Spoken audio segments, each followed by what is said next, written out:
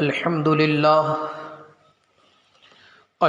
لله كفى وسلام على عباده الذين اصطفى أما بعد فأعوذ بالله من الشيطان الرجيم بسم الله الرحمن الرحيم وأحل الله البيع وحرم الربا صدق الله العظيم۔ محترم بھائیوں، دوستوں اور بزرگوں، حق تعالی شانہ نے ہم سب کو اپنے فضل سے مسلمان بنایا ہے۔ مسلمان ہونے کا مطلب یہ ہے کہ انسان دنیا میں آنے کے بعد اپنی مرضی کو چھوڑ کر کے رب کے حکم پر چلے گا۔ مسلمان ہونے کا مطلب یہ ہے کہ دنیا میں آنے کے بعد میں کسی ذات کے حکم کے نیچے چلوں گا۔ میں کسی ذات کا محتاج ہوں اور وہ ذات اللہ ہے۔ میں کسی ذات کی بات مان رہا ہوں اور وہ ذات اللہ ہے۔ یہ مسلمان ہونے کا مطلب ہے۔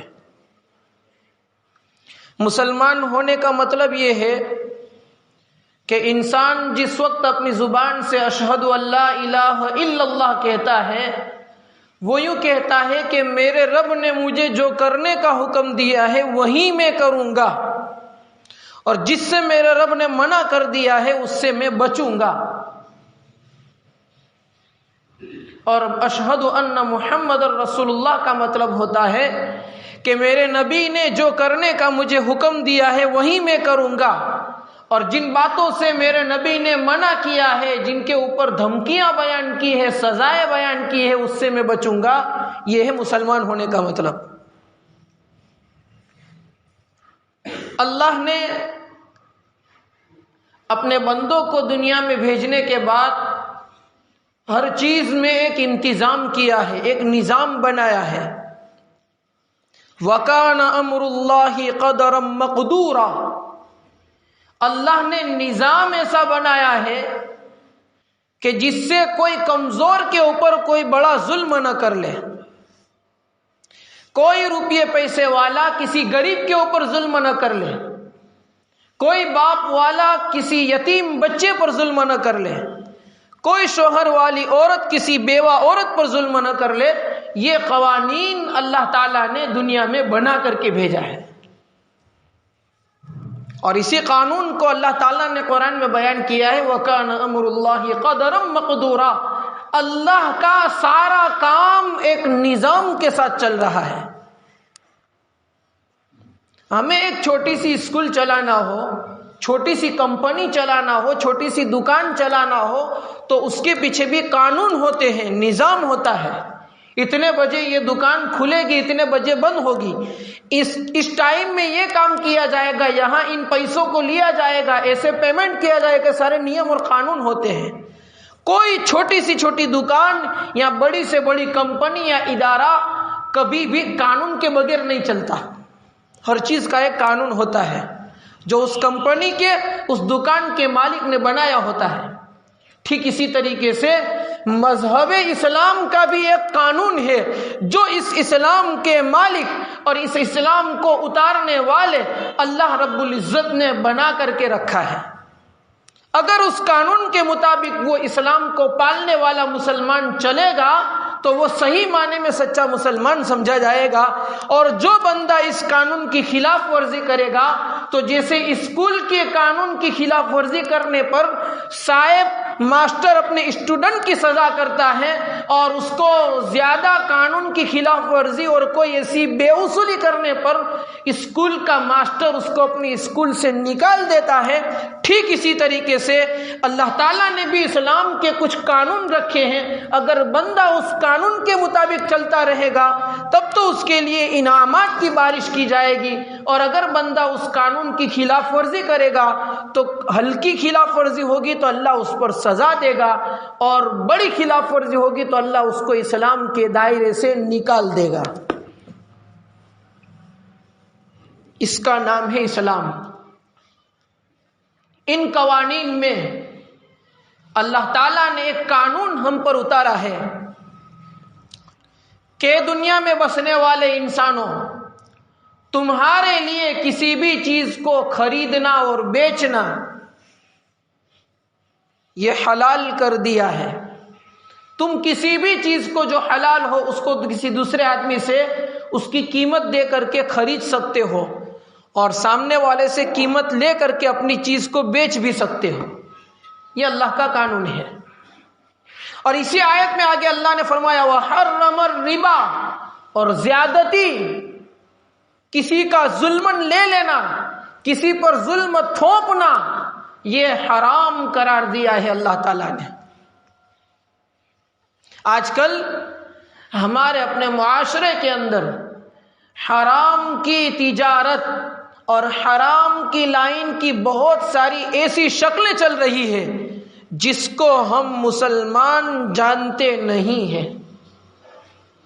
ہماری ذمہ داری ہے کہ ہم وقت نکال کر کے ان باتوں کو جان کر کے اس کے اوپر عمل کریں۔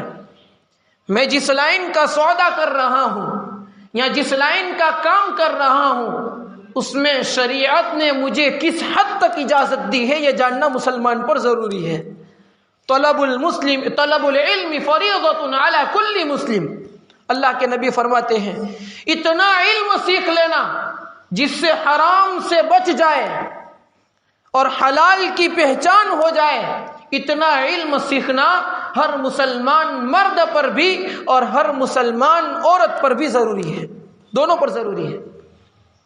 حرام کی پہچان ہو جائے اور حلال جان کر کے اس کو طلب کرنے والا سیکھ جائے، سیکھنے والا ترک کرنے والا بن جائے، یہ اللہ کے نبی نے تعلیم دی ہے۔ آج میں کچھ باتوں کو جو شریعت نے حرام کر رکھی ہے وہ باتوں کو آپ کے سامنے پیش کر رہا ہوں۔ اللہ تعالیٰ سے دعا کرے اللہ مجھے صحیح صحیح ان باتوں کو کہہ کر ہم تمام کو اس کے اوپر عمل کرنے کی توفیق عطا فرمائے۔ ان حرام کی قسموں میں سے ایک قسم چل رہی ہے کسی کا مال غصب کر لینا۔ حدیث شریف میں آتا ہے، وعید میں بعد میں سناؤں گا کہ حدیث شریف میں اس کے بارے میں کیا آیا ہے۔ غصب کرنا کس کو کہتے ہیں؟ ہمارے یہاں ایک طریقہ چلتا ہے، ہم چونکہ جس ملک میں رہتے ہیں اس کے قانون ہے کہ اگر آپ نے اپنی زمین کسی کو بیچ دی، سودا ہو گیا، پیسے ایک دوسرے نے لے لیے، پھر بھی جب تک کاغذات نام پر نہیں ہوتے، زمین کا اور دکان کا رجسٹر نہیں ہوتا، وہاں تک ہم نے پیسے لے لیے تو بھی یہ زمین سامنے والے کی شمار نہیں ہوتی، ہماری ہی رہتی ہے۔ کاغذات کرنا، رجسٹر کرنا ضروری ہوتا ہے۔ اللہ کا فضل ہے کہ اب لوگ ہوشیار ہو چکے ہیں، اللہ تعالیٰ نے دنیاوی نالج اور دیا ہے، تو اب جو کوئی زمین بیچتا ہے یا خریدتا ہے تو فوراً کاغذات کمپلیٹ کروا لیتا ہے، جتنے لوگوں کی سائن اور سگنیچر چاہیے وہ بھی لے لیتا ہے، سب کاغذات کمپلیٹ ہو جاتے ہیں۔ لیکن ہمارے باپ دادا کے زمانے میں ایسا ہوتا تھا کہ کسی نے زمین بیچ دی، دوسرے نے خرید لی، قبضہ بھی سامنے والے کو دے دیا، پیسے بھی لے لیے، لیکن کاغذات کی طرف لوگ توجہ نہیں دیتے تھے، کیونکہ لوگ اتنے زیادہ جاننے والے نہیں تھے کہ اس کا نقصان ہوگا۔ اس لیے ہمارے باپ داداؤں نے اپنی زمینوں کو، گھر بار کو، خالی پڑی ہوئی زمین کو، باغیچوں کو بیچ دیا تھا، قبضہ بھی سونپ دیا تھا، پیسے بھی لے لیے تھے، لیکن کاغذات ٹرانسفر نہیں کیے تھے۔ اب آج اس کی نسل کھڑی ہوتی ہے اور پھر یہ کہتی ہے کہ فلاں کے پاس جو زمین ہے وہ تو ہمارے باپ دادا کے نام پر ہے اور وہ لے گیا ہے، اب اس کے اوپر کیس کرتے ہیں۔ جیسا میں نے شروع میں بتایا، کیس ہوتا ہے تو کورٹ یہی دیکھتی ہے کہ کس کے نام پر زمین ہے، قبضہ نہیں دیکھتی، کیونکہ قبضے کا پروف اور ثبوت نہیں ہوتا۔ نتیجتاً ایسا ہوتا ہے کہ ہمارے باپ دادا نے جس زمین کو بیچ دیا ہے اس کی قیمت اس زمانے کے حساب سے جتنی تھی لے لی ہوتی ہے، پھر بھی ان کی اولاد اس زمین پر دعویٰ کھڑا کر کے لاکھوں کی رقم وصول کرتی ہے، غصب کرتی ہے۔ اس کو غصب کرنا کہتے ہیں۔ ہماری ہو، ہمارے باپ دادا نے بیچی ہی نہ ہو اور کوئی لے گیا ہے تو ہم لے سکتے ہیں، بیچ دی ہے, قبضہ بھی دے دیا ہے. اس زمانے میں بھلے صرف 5 روپے میں 5 بیگھے بیچی تھی, باقی بیچ دی تھی. اب آج وہ 5 کروڑ کی ہو گئی تو بھی ہماری نہیں ہو سکتی, یہ غصب کرنا ہے. اب دیکھو حدیث شریف میں اللہ کے نبی صلی اللہ علیہ وسلم نے کیا فرمایا ہے, من ظلم قید شبر من الارض طوقه من 7 اراضین, بخاری شریف کی روایت ہے. جو بندہ ایک بالشت بر زمین بھی ظلمن کسی کی لے لے گا, غصب کر لے گا, چھین لے گا, یہ دوسرے کی یہ لے رہا ہے, تو 7 زمینوں کا توق بنا کر کے اس کے گلے میں قیامت کے دن ڈالا جائے گا. کیا مطلب 7 زمین کا توق بنانے کا؟ علامہ بغوی رحمت اللہ علیہ نے لکھا ہے کہ 7 زمین کی مٹی کھود کر کے نکالی جائے گی, اور پھر اس کا جیسے ہمارے یہاں تانبا, پیتل, اسٹیل, لوہا ہوتا ہے, پگھلا کر کے کسی چیز کو بناتے ہیں, ایسے اس زمین کا توق بنا کر کے اس غصب کرنے والے کی گردن میں ڈالا جائے گا. جتنی بڑی زمین ہوگی اتنا زیادہ وزنی توق اس کی گردن میں ڈالا جائے گا. یہ صرف غصب کرنے کے اوپر ہے جو حدیث شریف میں آیا ہے. یہ تو میں نے ایک شکل بتائی. دوسری ایک شکل چلتی ہے شرط لگانے کی. ہمارے نوجوان بچے کوئی کھیل کھیل رہے ہیں یا کوئی جگہ پر باتیں کر رہے ہیں, باتوں باتوں میں شرط لگا دیتے ہیں, اگر تو یہ کام کر لے گا تو میں تجھے اتنے پیسے دوں گا, اور تو نہ کر سکتا تو مجھے اتنے دے گا. دونوں طرف سے شرط لگانا. یہ شرط لگانا یہ بھی حرام ہے. اس کے ذریعے سے جو نفع ہوگا وہ حرام کا نفع کہلائے گا. کہیں پر بھی شرط ہو, کرکٹ کھیلتے ہیں ہمارے بچے, شرط لگائی جو ٹیم جیتے اس کو ہارنے والی ٹیم اتنے پیسے دے گی, ایک طرفی شرط. یہ شرط شریعت میں حرام ہے. تیسری شکل ہے بیمہ, انشورنس. ہمارے جو بچے نوکری کرتے ہیں, گورنمنٹ جاب کرتے ہیں یا پرائیویٹ جاب کرتے ہیں, جو بھی نوکری کرتے ہیں, خصوصاً ان کو بینک والوں کی طرف سے, انشورنس بیمہ کمپنی کی طرف سے فون آتا ہے کہ بھائی آپ اپنے کھاتے میں سے ہر مہینے 200 روپے 500 روپے جمع کراؤ. اگر آپ کا حادثہ ہو گیا اور انتقال ہو گیا تو آپ کے گھر والوں کو اتنے روپے لاکھوں کی تعداد میں بتاتے ہیں کہ ملیں گے. اس طریقے سے جو بتایا جاتا ہے, اس پیسے کو لینا, اس میں شریک ہونا, اس میں دینا, یہ بھی حرام ہے. البتہ بہت ساری کمپنی کا یہ قانون ہوتا ہے کہ آپ کو بیمہ دینا پڑے گا, تو شریعت میں جس کمپنی کے قانون کی وجہ سے دینا پڑتا ہے, دینے کی تو اجازت ہے, البتہ وہ پیسے لے نہیں سکتے ہیں. حادثہ ہونے پر وہ بیمہ بھرا ہوا ہوتا ہے, جان کا بیمہ, اور پھر ایکسیڈنٹ ہوا یا حادثہ ہوا تو کمپنی 1 کروڑ 2 کروڑ روپے دیتی ہے. یہ انشورنس اپنی ذاتی مرضی سے کرنا شریعت میں حرام ہے. چوتھا ہے لوٹری. ایک کمپنی نئی نکلتی ہے, 1000 ٹکٹ بیچتی ہے اور یوں کہتی ہے کہ 1000 میں سے 100 لوگوں کو انعام لگے گا. 1000 لوگوں نے پیسے دے کر کے وہ ٹکٹ خریدا, صرف 100 لوگوں کو انعام ملا, 900 لوگ کھالی گئے. ایسی لوٹری کی جتنی بھی اسکیمیں چلتی ہے وہ سب کی سب حرام ہے. کسی بھی مفتی نے آج تک اس کے اوپر اجازت نہیں دی ہے. اس کے بعد ہے 5ویں نمبر پر رشوت خوری, رشوت لینا. اللہ تعالیٰ نے آپ کو کچھ عہدہ دیا ہے, آپ کسی سرکاری لائن کے اندر ہے, بڑے عہدے کے اوپر ہے, اب آپ کسی سے رشوت لے کر کے کوئی کام کرے تو یہ رشوت لینا یہ شریعت میں حرام قرار دیا ہے. اللہ کے نبی صلی اللہ علیہ وسلم نے اس کے اوپر لعنت فرمائی ہے, لعنت اللہ علی الراشی والمرتشی. ابن حبان ترغیب و ترہیب کی یہ روایت ہے. اللہ کے نبی فرماتے ہیں رشوت لینے والا اور رشوت دینے والے پر اللہ تعالیٰ نے لعنت رکھی ہے, یعنی اس کے اوپر کبھی اللہ کی رحمت کا چھینٹا بھی نہیں برسے گا. دوسری حدیث میں اللہ کے نبی فرماتے ہیں الراشی والمرتشی فی النار, رشوت لینے والا اور بغیر ضرورت کے خوشی خوشی رشوت دینے والا, یہ دونوں کے دونوں جہنم میں جائیں گے. ایک اور حدیث میں اللہ کے نبی صلی اللہ علیہ وسلم نے رشوت لینے والے اور رشوت دینے والے دونوں پر لعنت بھیجی ہے، اور تیسرا یہ بھی فرمایا کہ جو رشوت دینے اور لینے میں دلالی کرتا ہے اس پر بھی اللہ کے نبی کی لعنت ہے، اس پر بھی اللہ کی رحمت نہیں برستی، دلالی کرنے والے پر بھی، جو رشوت کی دلالی کرتا ہے۔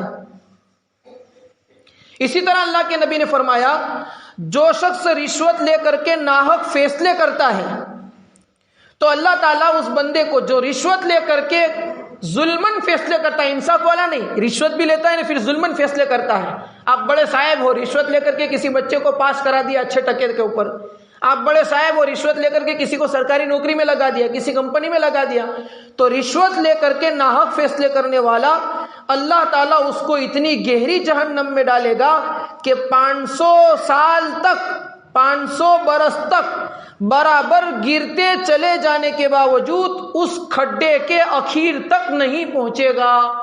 اتنا جہنم میں اونڈا، اتنا گہرا کھڈا ہے، اس میں اللہ تعالیٰ رشوت لے کر کے ظلمن فیصلے کرنے والے کو ڈالے گا۔ یہ وعید ہے صرف رشوت کے اوپر۔ اسی طریقے سے 6 نمبر پر بیان کیا گیا ہے، یہ ساری ترتیب مفتی سلمان صاحب منصور پوری دامت برکاتہم نے اپنی کتاب کے اندر بھی ترتیب لکھا ہے، اس لیے میں مختصراً سب آپ کے سامنے پیش کرتا جاتا ہوں۔ مدارس اور ملی تنظیمیں جیسے مسجد ہے، مدرسے ہیں یا وقف کی کوئی تنظیمیں ہیں، ہم چلا رہے ہیں، لوگ اس کے اندر پیسے دے رہے ہیں، تو ان پیسوں کو بھی بڑی احتیاط کے ساتھ رکھنے کی ہمیں تعلیم دی گئی ہے، اس میں آگے پیچھے کرنا، اس کے اوپر بھی اللہ تعالیٰ کی طرف سے پکڑ ہوگی۔ 7ویں نمبر پر ہے گناہ کے کام ہو رہے ہیں، کوئی بھی گناہ کا کام ہو اس کے اندر ہم مدد کر کے پیسے لیں، کسی بھی گناہ کے کام کے اندر اس کی بھی اجرت لینا شریعت میں حرام قرار دیا گیا ہے۔ 9ویں نمبر پر، 8ویں نمبر پر سود کی مذمت، بیاج کی مذمت کے متعلق میں نے آپ لوگوں کے سامنے آج سے قریباً 5-7 جمعہ پہلے تفصیلی بیان کیا تھا، اس لیے میں زیادہ بیاج کے اوپر نہیں کہنا چاہتا، البتہ 2-4 حدیثیں صرف سنا دیتا ہوں کہ بیاج کیا ہے۔ میں نے بیاج کون سی چیز ہے اور کہاں کہاں ہمیں پتہ نہیں ہوتا اور بیاج آ جاتا ہے، یہ ساری چیزیں بتائی تھی۔ جیسے میں نے بتایا تھا کہ سیونگ اکاؤنٹ ہوتا ہے بینک کے اندر، ہم سب کا اکثر وہی اکاؤنٹ ہوتا ہے، اور بینک کے اندر سیونگ اکاؤنٹ کے اوپر 1 سال 2 سال گزرنے کے بعد ہر 4-6 مہینے پر 5 روپے 7 روپے 10-12 روپے انٹرسٹ کے نام سے ہمارے کھاتے میں جمع ہوتے ہیں، یہ سیدھا بیاج ہے۔ ان پیسوں کا حساب کر کے پاس بک کی انٹری کرا کر کے اس کا حساب کر کے نکال لینا چاہیے۔ میں نے کچھ جمعہ پہلے یہ بات بتائی تھی تو ہمارے بہت سارے ساتھیوں نے اپنی بک کی انٹری کرائی اور کئی سالوں کا بیاج جب جمع کیا تو کسی کے 500 روپے، کسی کے 600 روپے، کسی کے 400 روپے نکلے اور لوگوں نے نکالے۔ اللہ کا فضل ہے کہ ساتھی جب بات سنتے ہیں اور پہنچتی ہے تو اس کے اوپر عمل کرتے ہیں تاکہ ہم آخرت کی وعیدوں سے بچ جائیں۔ اس لیے میں اس بات کو پھر سے دہرا رہا ہوں کہ ایسی کوئی بھی سود کی رقم جو ہمارے پاس ہمیں پتہ نہ ہو اور آ رہی ہو بیاج کی رقم، تو اس کا حساب کر کے اس کو نکال دیں۔ حدیث شریف میں اللہ کے نبی صلی اللہ علیہ وسلم نے فرمایا ہے الربا 70 جزءا ایسرها ان ينكح الرجل امه، سود کے 70 بھاگ ہے، 70 بھاگ، 70 جز ہے، بھاگ ہے، جن میں سے سب سے ہلکا درجہ یہ ہے کہ کوئی آدمی اپنی ماں سے منہ کالا کرے، اپنی ماں کی عزت پر ہاتھ اٹھائے، یہ تو ایک بھاگ ہے۔ اللہ کے نبی فرماتے ہیں 70 میں سے ایک بھاگ یہ ہے، سب سے ہلکا، تو پھر اس سے اوپر والے کیا بھاگ ہو سکتی ہے، اس کی کیا وعیدیں ہو سکتی ہے، اور ہم کیسے سود میں چلے جاتے ہیں۔ میں آپ کو سیدھی سی مثال دے دوں، ہمارے بہت سارے بچے، نوجوان لڑکے ہونڈا خریدتے ہیں، 2 ویل، بینک میں سے نئی 2 ویل خریدتے ہیں، 35,000 30,000 روپیہ روکڑے بھر دیتے ہیں بینک میں، اس کے بعد پھر ہر ہفتے ہر مہینے اس کو ہفتہ بھرنا پڑتا ہے۔ اب وہ ہفتہ بھرنے کے اندر بینک کی طرف سے شرط ہوتی ہے کہ اگر آپ کا ہفتہ 1 منٹ بھی آگے پیچھے ہوا، 1 دن بھی آگے پیچھے ہوا تو اس کے اوپر اتنا بیاج لگے گا پینلٹی کے نام سے۔ بلکہ جب شروع میں سودا ہوتا ہے اسی وقت کہہ دیتے ہیں کہ یہ گاڑی 1 لاکھ روپے کی ہے، آپ ہفتے پر لوگے تو یہ 1,20,000 کی ہوگی، 20,000 ہم بیاج لیتے ہیں، وہ صاف کہہ دیتے ہیں۔ ان کے ڈاکیومنٹ میں لکھا ہوا ہوتا ہے کہ 20,000 انٹرسٹ ہے، بیاج ہے. تو اس طریقے سے سودا کرنا، اس سے تو 20,000 روپے بیاج کے اندر ہم شریک ہو گئے ہیں ایک ہونڈا خریدنے کے اوپر. تو ایسے تو بے شمار سودے ہمارے ذریعے سے ہو رہے ہیں. جیسے مفتی احمد صاحب خانپوری کا دامت برکاتہم کا یہ فتویٰ آیا تھا بجاج فائننس کے اوپر. بجاج کے کارڈ کے اوپر لوگ موبائل ہفتے خریدتے ہیں، فریج ہفتے خریدتے ہیں، واشنگ مشین ہفتے خریدتے ہیں. اس کے اندر جیسے ہی آپ خریدنے کے لیے دکان پر جاؤ گے تو دکان والا وہ بجاج کے آدمی کو بلائے گا، بجاج کی کمپنی کے. وہ آدمی آ کر کے آپ کے آئی ڈی بنائے گا. جیسے ہی آئی ڈی بنے گی تو پہلے نمبر پر ڈاکیومنٹ چارج کے نام پر 450 500 600 روپے لے لیتا ہے. فریج کی قیمت 20,000 تو 20,000 ہفتے لینے کے، لیکن ڈاکیومنٹ چارج کے نام پر 400 500 روپے لے لیتا ہے. ہم نے اس مسئلے کی تحقیق کی. کمپنی کی اصل جو فائل ہے اس میں ڈاکیومنٹ چارج لکھا ہوا نہیں، اس میں لکھا ہوا ہے کہ 400 500 بیاج ہے، انٹرسٹ ہے. یہ مجھے فائل بتائی گئی تھی تحقیق کی. تو اور مفتی صاحب نے بھی اسی بات کی طرف اشارہ کیا اور لکھا ہے کہ یہ 400 500 روپے جو شروع میں دینے پڑتے ہیں وہ بیاج کے ہوتے ہیں، لہٰذا وہ سودا حرام ہو جاتا ہے. اس لیے ہفتے کوئی بھی چیز خریدنا ہو تو 100 مرتبہ سوچو، پہلے مسئلہ پوچھے، اس کے بعد خریدنے جاوے. اگر آج تک ہم نے کبھی ایسے سودے کر لیے ہیں تو کوئی بات نہیں، ہمارے پاس اللہ تعالیٰ نے توبہ کا دروازہ کھلا رکھا ہے. ہم توبہ کر لیں کہ اللہ ہمیں پتہ نہیں تھا اور ہم سے ہو گیا ہے، آئندہ ہم ایسے سودے نہیں کریں گے تو اللہ ہمیں اپنے گناہ کو معاف کر دیں گے. یہ میں نے 2 باتیں بتائی، ایک بجاج فائننس کے اوپر جو فتویٰ ہے اور ایک یہ گاڑی خریدتے ہیں ہفتے اس کے اوپر. اس کے علاوہ بہت ساری شکلیں ایسی ہیں کہ جو بیاج کے اعتبار سے چل رہی ہے. جس کو جس لائن کے مسئلے کی ضرورت ہو وہ پوچھ لے. آخری بات بتاتا ہوں میں، جوا اور سٹا، جگار کھیلنا، شریعت میں اس کے ذریعے سے جو پیسہ آتا ہے اس کو حرام قرار دیا ہے. اسی طریقے سے سٹا کھیلنا، سٹا کھیل کر بھی جو پیسہ آتا ہے اس کو شریعت نے حرام قرار دیا ہے. جوا اور سٹا اللہ کے فضل سے ہم سب سمجھتے ہیں کہ یہ حرام ہے اور ہم اس کے اندر جاتے بھی نہیں ہیں، لیکن بہت ساری ایسی شکلیں چل رہی ہے کہ جو ہمیں پتہ نہیں ہے نا ہم وہ کام کر رہے ہیں. ہم یوں سمجھتے ہیں کہ یہ جائز ہے، حالانکہ حقیقت میں وہ جوا اور جگار ہوتا ہے. جیسے میں آپ کو مثال دوں، ابھی ان دنوں کے اندر، اور میں نے یہ موضوع بھی اسی لیے چھیڑا ہے، ابھی ان دنوں کے اندر ہمارے نوجوان لڑکوں کے درمیان ایک کاروبار چل رہا ہے جس کا نام ہے Forsage online marketing system. Marketing نہیں بلکہ Forsage online business system نام ہے اس کا. مارکیٹنگ کہیں گے تو پھر وہ اس کے اوپر دوسرے مسئلے نکالتے ہیں. فورسیج آن لائن بزنس سسٹم، اس میں کیا ہوتا ہے، کم سے کم ایک بندہ 1100 1200 روپے دے کر کے اس کا ممبر بنتا ہے. اس کے بعد پھر وہ دوسروں کو اپنا ساتھی بناتا ہے، ممبر بناتا ہے. جتنے لوگوں کو وہ جوڑتا جائے گا اس کا ایک گروپ بنے گا، کچھ نفع اس کو ملے گا، کچھ اوپر کو جائے گا جنہوں نے اس کو بنایا ہے ممبر. بہرحال یہ ایک سودے کی ترتیب ہے، بہت لمبی ترتیب ہے. سب سے پہلے ایسی مارکیٹنگ چین لائن سسٹم سب سے پہلی کمپنی 1995 میں آئی تھی ہندوستان میں. اس کے اوپر دارالعلوم دیوبند کے اندر مستقل بحث ہو کر کے یہ فیصلہ کیا گیا تھا کہ یہ سسٹم حرام ہے 1995 میں.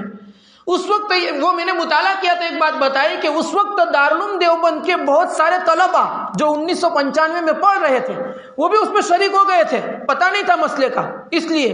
لیکن جب دارالعلوم کے فقہا مفتیان کرام جمع ہوئے اور انہوں نے فیصلہ کیا تو سب نے اس سے دستبرداری اختیار کر لی، اپنا دھندا چھوڑ دیا.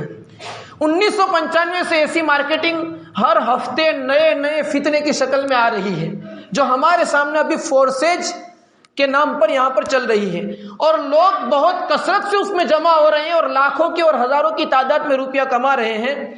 مفتیان کرام نے اور علماء نے ان باتوں کو خوب سنا، ان کی پوری سسٹم کو جانا، اور اوپر تک جو ان کے بڑے ممبران ہیں ان سے فون میں بات کی، کئی دن تک بات کر کے ایک مسئلہ لکھا اور مسئلے کا نچوڑ یہ نکالا کہ یہ سودا جو چل رہا ہے وہ کسی بھی صورت میں جائز نہیں ہے.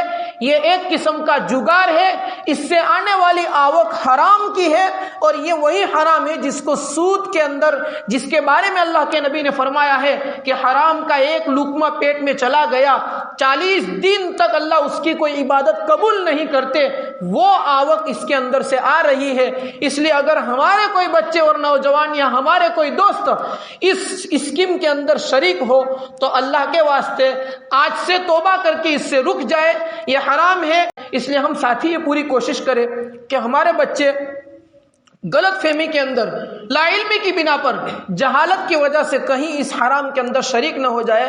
اللہ تعالیٰ سے ہم دعا کرتے ہیں کہ اللہ تعالیٰ ہم تمام کو ان کہی ہوئی باتوں کے اوپر عمل کرنے کی توفیق عطا فرمائے، اور ایسی جتنی بھی اسکیمیں اور فتنے آ رہے ہیں، اللہ کے نبی نے فرمایا ہے قیامت سے قریب ایسا زمانہ آئے گا کہ صبح کو بندہ مومن ہوگا، رات کو کافر ہو جائے گا، رات کو مومن ہوگا، صبح کافر ہو جائے گا۔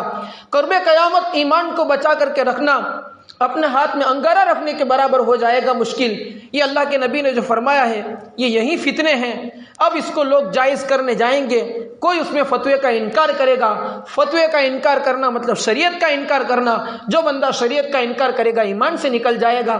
یہ سب ایسے فتنے ہیں۔ اللہ تعالیٰ سے ہمیں دعا بھی کرنی چاہیے اور کوشش بھی کرنی چاہیے کہ جب کبھی ایسی اسکیمیں نکلے تو پہلے ہم علماء کی طرف رجوع ہو، مفتیان کرام سے مسئلہ پوچھے، اس کے بعد اس کے اندر قدم رکھے۔ اللہ ہم تمام کو عمل کی توفیق عطا فرمائے۔